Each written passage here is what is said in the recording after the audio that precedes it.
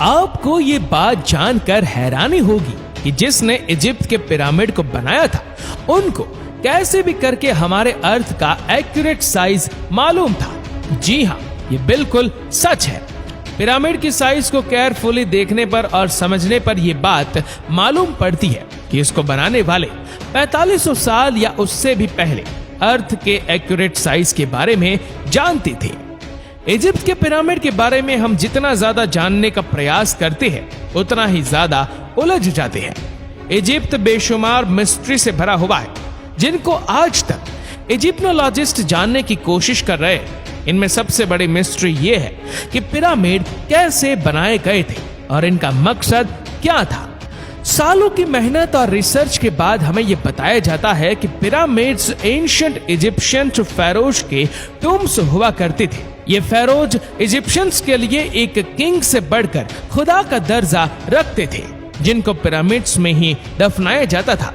लेकिन असल में आज तक इजिप्शियनोलॉजिस्ट और आर्कियोलॉजिस्ट को पिरामिड्स में से किसी एक फेरोज की मम्मी भी नहीं मिली, बल्कि कहीं भी किसी भी पिरामिड से आज तक कोई मम्मी मिलने का एविडेंस नहीं मिला है।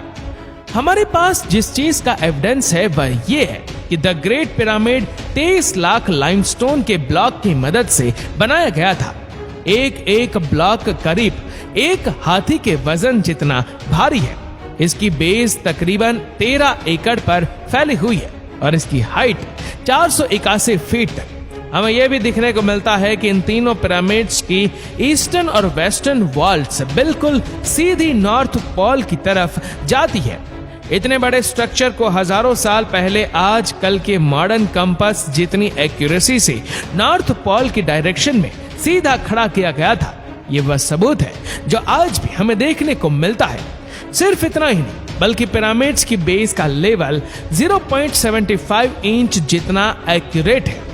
आप में से जो इंजीनियर है उनको अच्छी तरह मालूम होगा कि 3 एकड़ जितने एरिया का इतना एक्यूरेट लेवल आजकल के मॉडर्न लेजर लेवलिंग सिस्टम के जरिए ही हासिल किया जा सकता है।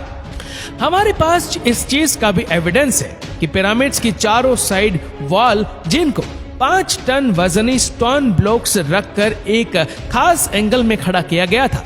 इन चारों की लंबाई एग्जैक्टली 230 मीटर है। अगर इन चारों में कोई डिफरेंस है तो वह 2 इंच से ज्यादा नहीं है, यानी ये वॉल्स एक दूसरे के मुकाबले में 99.98% एक्यूरेट है। जिन लोगों ने भी द ग्रेट पिरामिड बनाया था उनको हजारों साल पहले भी अर्थ की साइज भी अच्छी तरह से मालूम थी। ये पॉइंट ध्यान से सुनिएगा। जैसा कि आपको मालूम है कि सर्दियों में दिन छोटे और रातें बड़ी हो जाती है, इसका बिल्कुल ही उल्टा गर्मियों में पाया जाता है, जिसमें रातें छोटी तो दिन बड़े हो जाते हैं। लेकिन साल में सिर्फ 2 दिन ऐसे होते हैं जिसमें रात और दिन दोनों एक जितने ही होते हैं। एक होता है 21 मार्च और दूसरा दिन होता है 22 सितंबर। इन दोनों दिनों में सूरज इक्वेटर के बिल्कुल सेंटर में होता है, जैसा कि आप इस फोटो में भी देख सकते हैं। इस मोमेंट को, इस घड़ी को सोलर इक्विनॉक्स कहा जाता है। इसका मतलब ये हुआ कि इन 2 डेट्स में 12 घंटे का दिन और 12 घंटे की रात होती है। 12 घंटों को अगर सेकंड्स में कन्वर्ट किया जाए तो ये 43,200 सेकंड्स बनते हैं। अगर 43,200 को द ग्रेट पिरामिड की हाइट से मल्टीप्लाई किया जाए तो उसका जवाब आता है 6,333 किलोमीटर। ये उतनी ही लंबाई है जितनी अर्थ के पोलर रेडियस की है। अगर परसेंटेज में देखा जाए तो पिरामिड्स बनाने वालों की कैलकुलेशंस 99.63% एक्यूरेट है। अब आप सोच रहे होंगे कि ये कोई कोइंसिडेंस है, कोई इत्तेफाक है, लेकिन पिरामिड की बेस का पैरामीटर जो कि 0.921 किलोमीटर है, उसको अगर 43,200 से मल्टीप्लाई किया जाए तो जवाब आता है 39,804 किलोमीटर। आपको ये बात जानकर हैरत होगी कि ये सरकमफरेंस ऑफ अर्थ यानी अर्थ के पूरे एक गोल चक्कर के मुकाबले में 99.34% एक्यूरेट है। कोइंसिडेंस तो सिर्फ एक मर्तबा होता है, लेकिन 99% से भी ज्यादा एक्यूरेट रिजल्ट वह भी 2 मर्तबा आना हमें एक गहरी सोच में डाल देता है। कई लोगों का अभी भी मानना है कि यह सिर्फ एक इत्तेफाक है, लेकिन जैसा कि अभी हमने जाना कि 43,200 जिसका ताल्लुक सोलर इक्विनॉक्स से है, ये एक और जगह पर भी अपना सबूत दे रहा है। नॉर्मली देखने पर पिरामिड्स की 4 साइड्स नजर आती है, लेकिन असल में ये 4 नहीं बल्कि 8 है। ये 8 साइड सिर्फ सोलर इक्विनॉक्स वाले दिन ही ऊपर से देखने पर नजर आती है। ये डिस्कवरी पहली बार 1940 में एक ब्रिटिश एयरफोर्स पायलट ने की थी, जब वो पिरामिड्स के ऊपर से गुजर रहा था। अब सवाल ये खड़ा होता है कि हजारों साल पहले पिरामिड बनाने वालों को अर्थ का पोलर रेडियस और इक्वेटर का सरकमफेरेंस मालूम पड़ा, तो आखिर कैसे? इजिप्ट के पिरामिड हमारी सोच से भी ज्यादा कॉम्प्लिकेटेड है। ये तमाम फैक्ट्स जानकर यकीन करना मुश्किल हो जाता है कि इनको 4500 साल पहले एक दौर में बनाया गया था। क्या उनके पास कोई जादुई ताकत थी, या फिर किसी और ने इनकी मदद की थी, या फिर इनको इजिप्शियंस ने बनाया ही नहीं था? Graham Hancock fingerprints of the god के ऑथर है।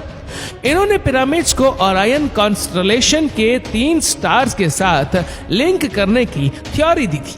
इस थ्योरी के मुताबिक गीजा पिरामिड की पोजीशन ओरायन कॉन्स्टलेशन के 3 स्टार के एग्जैक्टली मैच करती थी। लेकिन मसला यह है कि ओरायन कॉन्स्टलेशन के ये स्टार पिरामिड्स की पोजीशन से ना आज मैच करते हैं और ना ही 4500 साल पहले एंशिएंट इजिप्शियंस के दौर में मैच किया करते थे, बल्कि ये 13,500 साल पहले एग्जैक्टली पिरामिड की पोजीशन से मैच करते थे। इस एस्ट्रोनॉमिकल एविडेंस से तो ये जाहिर होता है कि पिरामिड्स 11,400 बीसी में इन स्टार से मैच करके बनाए गए थे। लेकिन उस वक्त एंशिएंट इजिप्शियन सिविलाइजेशन के होने का कोई एविडेंस नहीं मिलता। अगर आपको लगता है कि ये एस्ट्रोनॉमिकल एविडेंस कमजोर है, तो फिर इस फिजिकल एविडेंस के बारे में क्या ख्याल है? बॉस्टन यूनिवर्सिटी से जुड़े प्रोफेसर रॉबर्ट स्कोच का कहना है कि गीजा प्लेटो जो आज एक ड्राई जगह है, ये फेरोज के टाइम में भी ऐसी ही ड्राई होती थी। लेकिन लाइमस्टोन से बने 240 फीट बड़े स्पिंक्स पर ये इरोजन सिर्फ हवा और रेत की वजह से नहीं, बल्कि इसमें पानी का बहुत बड़ा किरदार है। ये इरोजन सिर्फ तब मुमकिन हो सकती है जब पानी यहाँ से स्पीड में गुजरा हो। इस किस्म की इरोजन हमें कई और पहाड़ों पर भी देखने को मिलती है, जो किसी दौर में तेज पानी की लपेट में हुआ करते थे। अगर स्फिंक्स भी एंशिएंट इजिप्शियंस ने ही बनाया था, तो उसके बाद तो यह जगह आज तक सूखी ही रही है। क्या कहीं इस दौर से पहले तो यहाँ पानी नहीं था? साइंस के पास इस बात का भी एविडेंस मौजूद है। 9,700 बीसी में हमारी दुनिया से आखिरी आइस एज खत्म हुई थी। ग्लेशियर्स पिघलकर पानी बन गए और समंदर का लेवल 500 फीट बढ़ गया था। इस इवेंट के दौरान अच्छा खासा पानी इस जगह से भी गुजरा था जहां आज ये स्फिंक्स मौजूद है। पिरामिड्स का अर्थ की साइज और इक्विनॉक्स के साथ कनेक्शन, इनका टू नॉर्थ को फेस करना, लेजर लेवलिंग, जितनी एक्यूरेसी से इसकी बेस का लेवल होना, यहाँ ममीज का ना मिलना और पिरामिड की वॉल्स का 99.98% एक्यूरेट होना, ये सब चीजें हमें इशारा देती है कि शायद इनको इजिप्शियंस ने नहीं बल्कि किसी ऐसी सिविलाइजेशंस ने बनाया था जो पोस्ट में काफी एडवांस थी। ये भी हो सकता है कि इजिप्शियंस को ये पिरामिड्स बने बनाए ही मिले थे और इन्होंने इसको टेक ओवर करके अपने रिलीजन के लिए इस्तेमाल करना शुरू कर दिया। इजिप्ट में कई मकामात पर पाई जाने वाली हायरोग्लिफिक्स, जिसमें एंशिएंट इजिप्शियंस ने अपने हिस्ट्री और रिलीजन के बारे में काफी मालूमात कर रखी है। अफसोस इस बात का है कि इन हायरोग्लिफिक्स में भी कहीं पिरामिड की कंस्ट्रक्शन के बारे में हमें कोई इंफॉर्मेशन नहीं बताई गई। अब इन सब में कितनी सच्चाई है, ये तो जैसे जैसे साइंस तरक्की करेगा वैसे वैसे एक न एक दिन सच सामने आ ही जाएगा। दोस्तों, आशा करते हैं कि ये वीडियो आपको पसंद आई होगी। आपको ये वीडियो कैसी लगी नीचे कमेंट करके जरूर बताएगा। और अगर आपको वीडियो अच्छा लगा हो तो इस वीडियो को लाइक करेगा, शेयर करेगा ज्यादा से ज्यादा लोगों तक, और ऐसी ही और भी रोचक जानकारियों के लिए सब्सक्राइब करें हमारे यूट्यूब चैनल को और फेसबुक पर फॉलो करें हमारे पेज को। धन्यवाद।